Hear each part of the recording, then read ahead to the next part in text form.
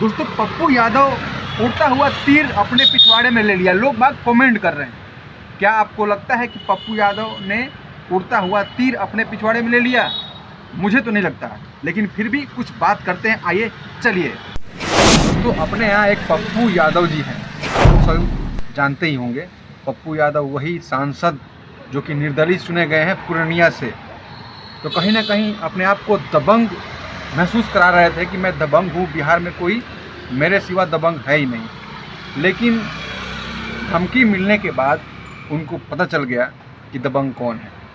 कहीं ना कहीं पप्पू यादव की हवा निकल चुका है और बहुत डर में है पप्पू यादव की अब उनके साथ मतलब क्या हो जाए, कोई ठीक नहीं है। तो कहीं ना कहीं ऐसा काम नहीं करना चाहिए। उन्होंने उड़ता हुआ तीर ले लिया है। लोग ऐसा कमेंट में लिख रहे हैं कि पप्पू यादव ने उड़ता हुआ तीर ले लिया है। तो कहीं ना कहीं सोच समझ के कोई भी विषय पे बात करना चाहिए।